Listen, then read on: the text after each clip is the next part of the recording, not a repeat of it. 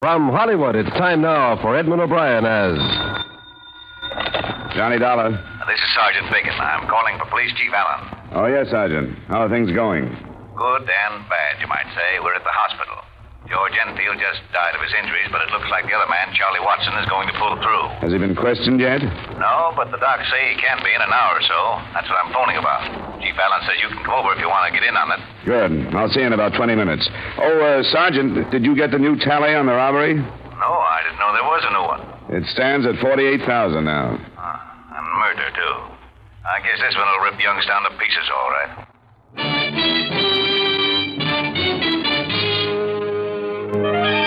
Edmund O'Brien in a transcribed adventure of the man with the action-packed expense account, America's fabulous freelance insurance investigator. Yours truly, Johnny Dollar.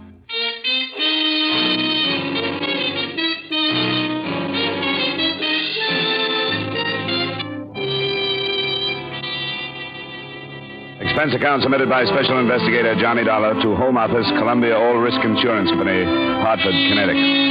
The following is an accounting of expenditures during my investigation of the Youngstown Credit Group matter. Expense account item 1, $45.60, airfare and incidentals between Hartford and Youngstown, Ohio, where Sergeant Biggin added the following details to what I had already learned. The Youngstown Credit Group is a savings and loan set up for the employees out at Federal Mills. About 2 years ago, they set up this service to cash the men's paychecks. Enfield and Watson have been going right out to the plant every payday at noon. Charged a small fee for the service. The same two men every week with that kind of money? That's right. And this morning, somebody finally caught up with them. Knew the route they took and the time. Evidently stopped their car some way, got into it, relieved them of the money, and then pushed them out while they were making their getaway. Enfield and Watson are a mess. That's all we've got except an abandoned sedan that might fit in someplace.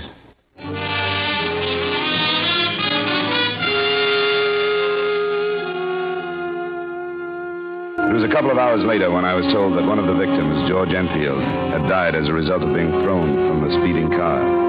I went to the hospital and there met Chief Edward J. Allen, a man I'd read about and admired as the police officer who had led the fight that finally forced Detroit's Purple Gang out of Youngstown. I was surprised at his being on hand so early in a case and said so. Because I haven't gotten used to not being a sergeant, I guess. I answer a call with the boys anytime I can. We won't be able to press Watson too far. He'll be in pretty bad shape from the sedatives. Yeah, does he know about his partner being dead? Not yet. And we'd better hold it back. Here.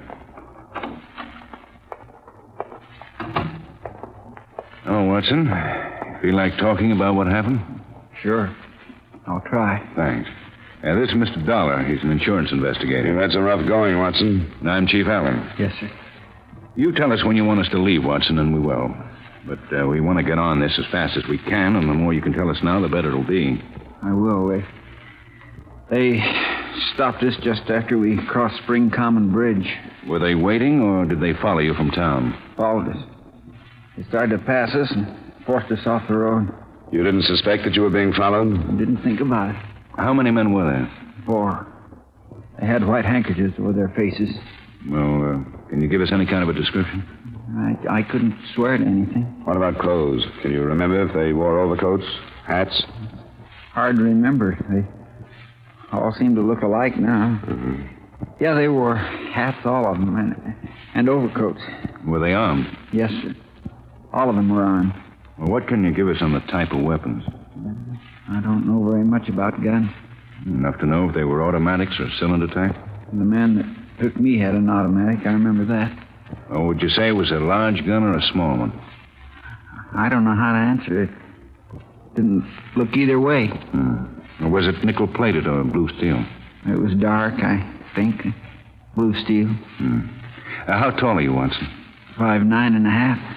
Was this man as tall as you? A little taller, sir. Is he heavier? No. Thinner, I'd say. I weigh 170. Yeah, you're doing fine, Watson. Just a few more questions. Did this man say anything to you? Just get out. He held a gun on me and said, get out. At the same time, another one was taking Enfield out. Enfield was driving? Yes, sir. It was his car. That was a blue 1948 Plymouth sedan, huh? Yes, sir. They made us get in the back seat on the floor, kneeling with our heads down. Where did you have the money, Watson? In the trunk. Locked in the trunk? Yes, sir. in a briefcase. They must have known that. No. How did they operate then, Watson? Well, they made us stay on the floor. They left their car and got in Enfield's, all of them. Then later, maybe 15 minutes, they pushed me out, and that's all I remember. They say anything? Just a word or two to keep us on the floor. Watson, see if you can help us with this. Somebody knew an awful lot about the way you and Enfield operated, even to the point of knowing they'd have to take the car because you carried the money in the trunk. Who would have known all that? Quite a few, sir, but I think I would have recognized them. They wouldn't have to be there, Watson. Somebody who could have given the information to the four men. Well, I can't think of anybody who'd do that, sir. Well, give us the names of as many as you can remember right now. That bunch had to get the information from somebody. The names he listed included those of men in the Youngstown credit group, a man or two at Federal Mills, and from the bank where they drew the money each week, 3 employees who would have known the time they left and that they locked the money in the trunk of the car. There were 12 all told, but instead of our following them up, some officers were assigned to check their movements for anything that might lead us someplace. An alarm on the Plymouth sedan and the description of the man with the glasses was broadcast, and while Chief Allen waited for results at headquarters, I went out to the east side to talk with Enfield's widow. All I can think is he's gone, and I don't know what I'm going to do. I don't know how to tell the kids that he's gone. Do you have anybody to help you, Mrs. Enfield? Nobody. I don't want anybody. I want to be let alone. Nothing has ever been good. Nothing. He scraped and did without and never got ahead, and now it ends like this. I don't know what I'm going to do. Why do you have to bother me? Because somebody who knew a lot about your husband, or Watson, is to blame for all this. I don't hardly know what you're saying to me. I just keep thinking, I've got to tell the kids. I'm sorry, Mrs. Enfield. I hoped you could help us find the man who did this thing. How could I help anybody?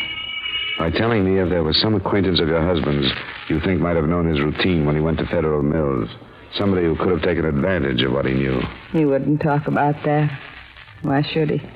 Who are some of his friends, Mrs. Enfield? I didn't know many of his friends. He never told me much about what he did. Never brought them here. Where would he have met them then? Downtown, someplace, I'm not sure. It could be important. He used to bowl, but I never went with him. I couldn't say where. Why do you make me talk about things he did? He won't do them no more. Not right you're bothering me like this. Not now. Not so soon like this. Leave me alone. All right, Mrs. Enfield. Believe me, I wouldn't have come if it weren't so important to learn as much as we can, as quickly as we can.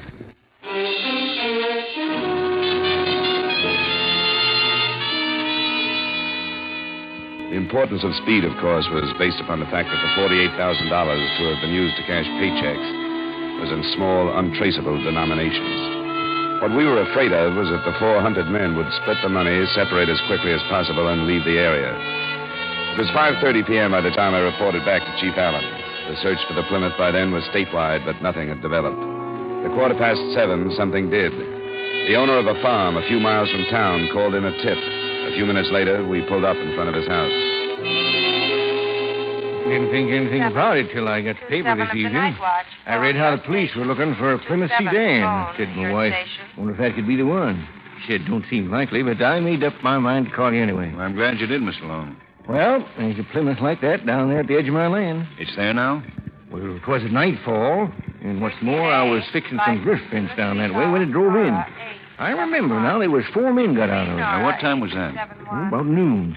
Did you get a good look at these men? I didn't pay much attention till another car come and turned around. Then they all got into that one and drove off. Were they carrying anything? A briefcase?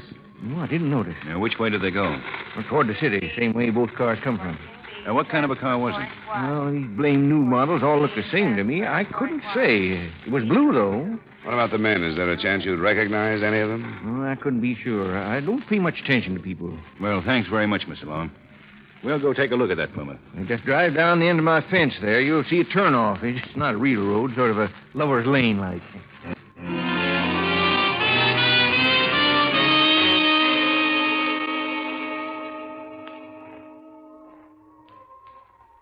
It's the car, all right, Dollar. Yeah, they dumped it in a hurry, didn't they? Here. Key's still in the trunk lock. We're up against a really well-planned thing here, aren't we? They're sure ahead of us so far. Another car and a fifth man to figure now. You think they went back to town? Would you have planned it that way? Maybe. If I had, I would have thrown you a curve. You and all the deputies and the state police would be looking for a group of 4 making a getaway. Yeah, that's right. But I'd be back in town, not part of a group anymore, but anybody on the street. Yeah. With a drawer full of unmarked bills someplace. Well, we got the sedan in and see if it'll give us anything. I can drive it if you want without messing up too many prints. Yeah, that would save some time. Hey, come here. What have you got? Look at the stain on the floor there. That be blood? It's hard to tell with just a flash. Let's get this thing in and put somebody to work on it.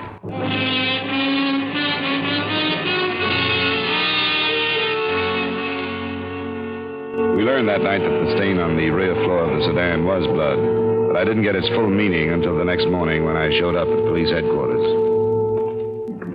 Good morning, Mr. Dollar. Hi, Sergeant. Chief in? He's been here since dawn. Go on in. Thanks. Oh, there you are. Just called your hotel. I take it I'm late for something. Did you sew this thing up after I got out of your way? Hardly.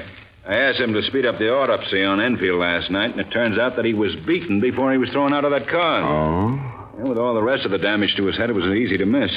But the fatal wounds were caused by a blunt instrument, probably a length of pipe. Then he must have known somebody in the group. Sure he did. We've got a downright premeditated murder on our hands.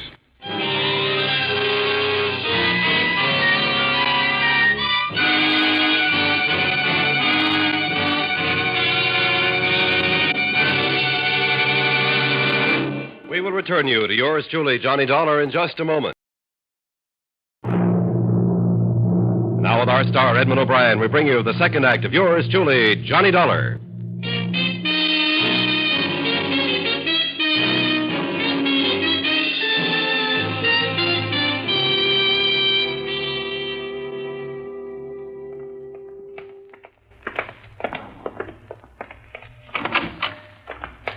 Morning, Watson. Morning, sir. How's it going today, Watson? Better? Yeah, I think so. You caught those guys yet? Not yet.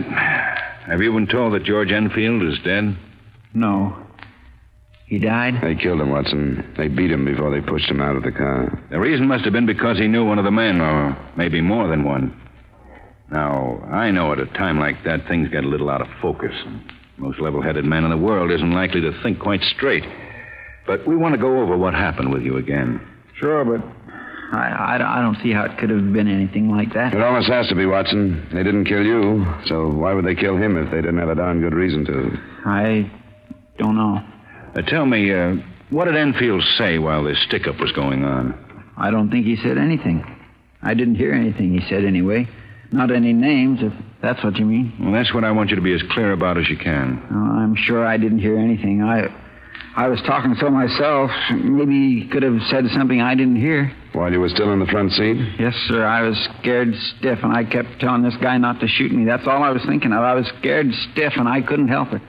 All I remember is him sitting with his hands still on the wheel and those men with masks on coming for us. When you were both on the floor of the back seat, Watson, did he say anything then? No, sir. What about you? I was begging for my life, and I'm not ashamed to say so. You don't have to be. I was saying I don't care about the money and to let me out of there. I thought they were going to kill us then, because I couldn't think of any other reason why they should take us with them. And Enfield said nothing? No, I'm sure he didn't. I remember now, one of the men even said something. He said, "What's the matter with you? Why aren't you begging like your buddy?" And George still didn't say anything. Did this man call him by name? I don't think so. No, he didn't. Dollar? Yeah, I think we've stayed long enough.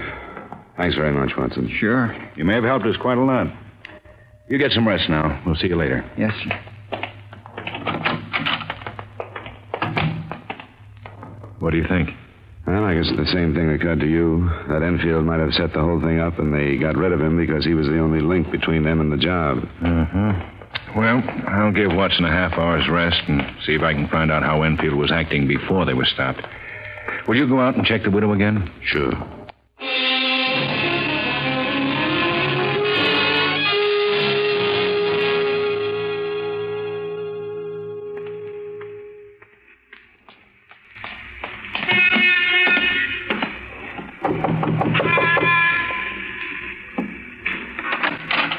Mrs. Enfield. What do you want? Well, we've learned some new things about your husband's death, and I wanted to tell you about them. What kind of thing? May I come in for a minute? For a minute? I got work to do. Thanks, Mrs. Enfield. What kind of things did you find out about George? That he didn't die because he was pushed out of the car. How was he then? He died as a result of a beating. The men who stole the money killed him for one reason or another. I don't see any difference. He's gone, and it don't change things how it happened. Is that all you came to tell me? Mrs. Enfield, I don't understand you. Don't you want to help us find the men who killed him? It's over with. Now I'm going to try and forget. No, I'm afraid it's not as simple as that. I can tell you this, Mrs. Enfield. The police think it's possible that your husband was involved in that robbery. Why do they? I told you yesterday, those men knew so much about the habits of your husband and Watson that they must have learned from one of them or from somebody very close to either one. And Watson is pretty much cleared in their books. I don't know. You don't know what? I'm all mixed up. I knew something was wrong. I even thought about what you just said. But I tried not to. I didn't want it to be true. If it's true, it'll come out. You've got to realize that, Mrs. Enfield. My sister from Cleveland came and got the kids. She can keep the truth from them until I can move out of here. They think he was a hero. They're all I care about. Nothing can hurt me any more than he did. I'm sorry, Mrs. Enfield. I'll show you what kind of a man he was. This is what I found yesterday before you came. A railroad ticket. He was going to leave us. California. Why didn't you tell me yesterday? I didn't want anybody to know. I was ashamed. The kids, mostly. I didn't want them ever to find out. He was going to leave us with no money. With bills we couldn't pay. And that's all. That's what he thought of us. Was he involved in the robbery, Mrs. Enfield? I don't know. Something was going on. For the past 2 weeks, you could tell there was something. He was out every night. He'd say it was at the High Point bowling alleys, but one night I was sick and I phoned there. He hadn't been there for 3 nights. Do you have any idea who he'd been seeing? No, but one night he talked on the phone to somebody named Carl. I was listening, and he said he'd meet this Carl at the High Point. That's all I know. Nothing more definite about the robbery? No. Except why would he buy a railroad ticket to California unless he was going to run away? Carl at the High Point. Thanks, Mrs. Enfield. We'll see if we can find him.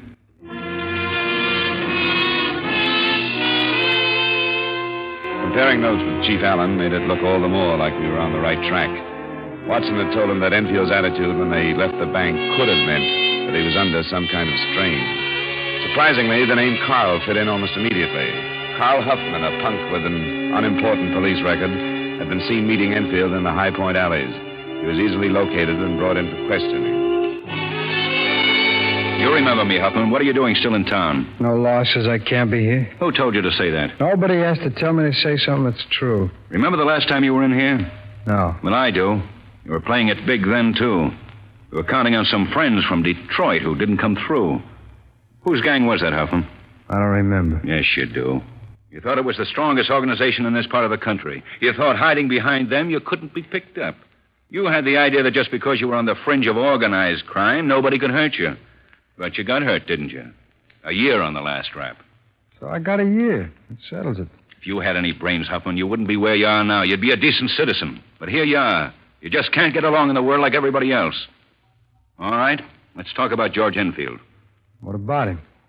Do you want to take the rap for his murder? I can give it to you. What are you handing me? What murder? All we need is the fact that he was with you night before last. We've got that. It's a lie. I'll believe our witness under oath before I believe you. It's a lie. What witness? Ben Hochek, the High Point. He says you were there the other night. Oh, sure I was. There's no law against that either. Hochek says you've been meeting Enfield there and leaving with him. He says you've been doing that for a couple of weeks. Well, that don't mean anything. You ought to play it smart, Huffman. He's got a lot on you. How can he? I didn't do nothing. You were seeing Enfield. Even his wife knew that. She knew he was planning to leave town, too. I can't help that. You were seeing him so you could set up that robbery, isn't that right? I don't know what you're talking about. Let's get back to that other thing you don't know about. Where were you the other morning between 11 and noon? I've already told you. I slept late. Your hotel clerk says he saw you leave at about 10:30. Well, he must have been mistaken. Do you want to take this rap alone? What rap? You got nothing on me. We've got enough to make a charge stick. You can't have. I didn't do nothing. I'll show you what we've got.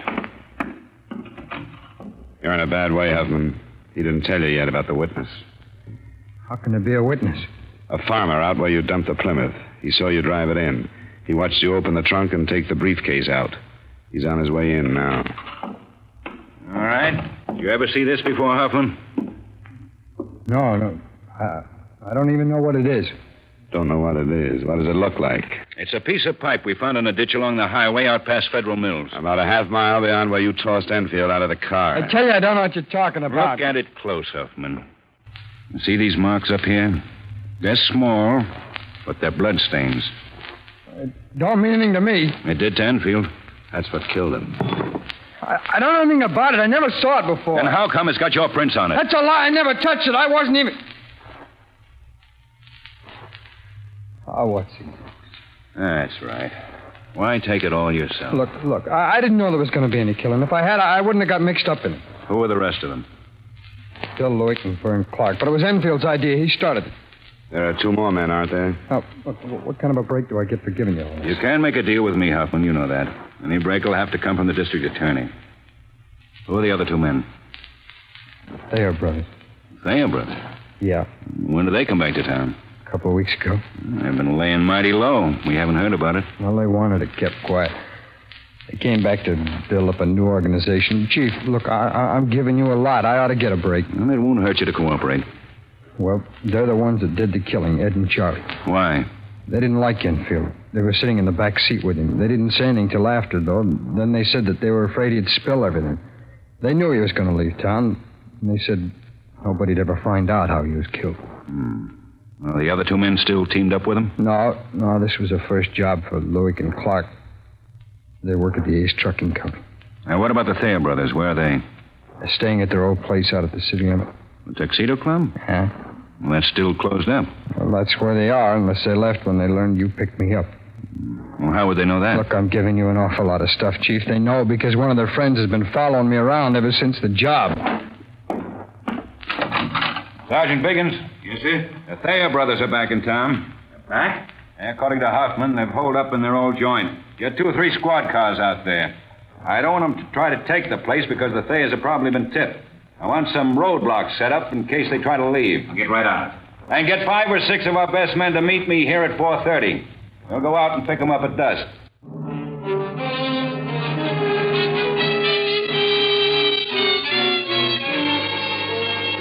I got the background on the Thayer brothers while Chief Allen and I were on our way to pick up the other 2 men named by Huffman.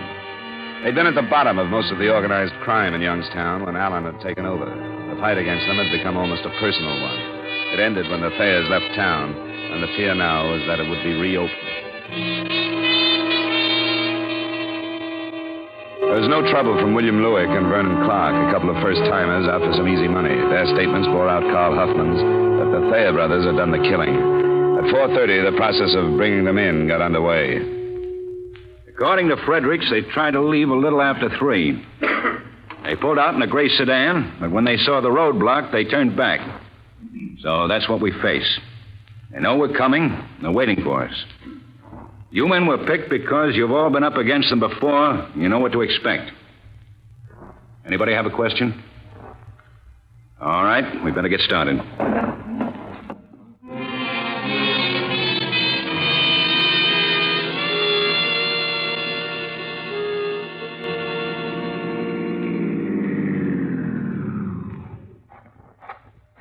Anything happening, Biggins? Some guy from a grocery store back near that crossroad got curious and came to talk to us. He says the Thayers have been coming in his store. He says they've been drunk for the last couple of days. That's something to think about, Chief. Yeah, I know it is. If they're gassed up, they're a cinch to make a play. Yeah, we'll see. Who's that up ahead? Well, that's Samuels. He got here just a minute ago. Walter and Hayes are with him, both with Thompsons. Good. Hey, no lights in the place. I don't know what they're thinking. They must know we're coming. What's the layout of the place? The living quarters are in the rear. That's where they'll probably be, but... Biggins. Yes, sir. You take one of the men with the Thompson, go in the front. I want the other to cover me at the rear door. Walter's back there already. Good. Well, let's get it done then. Dollar? It's my case, too, Chief. Okay. Good luck, Biggins. Yes, sir.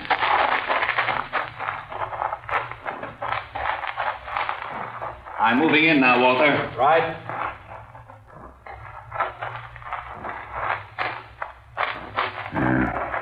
That's the door, Dollar. Good. There aren't any windows. No. You can cover me from here. Don't be a hero in front of that door. I'll watch it.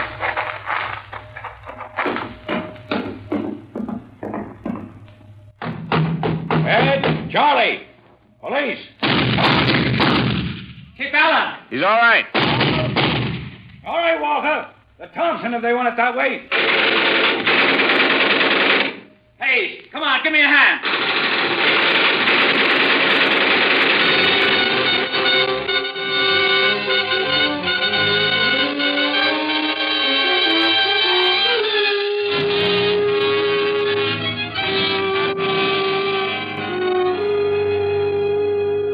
Expense account item 2, $104 miscellaneous. Item 3, same as item 1, transportation back to Hartford. Expense account total, $195.20. Remarks?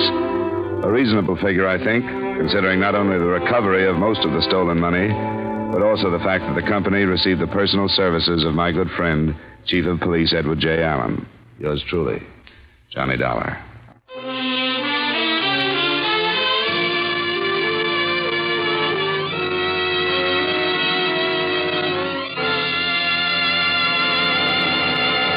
Yours truly, Johnny Dollar, stars Edmund O'Brien in the title role and is written by Gil Dowd with music by Wilbur Hatch. Featured in tonight's cast were Ed Begley, Bill Johnstone, Parley Bear, Virginia Gregg, Tim Graham, and Stacey Harris. Yours truly, Johnny Dollar, is transcribed in Hollywood by Jaime Del Valle.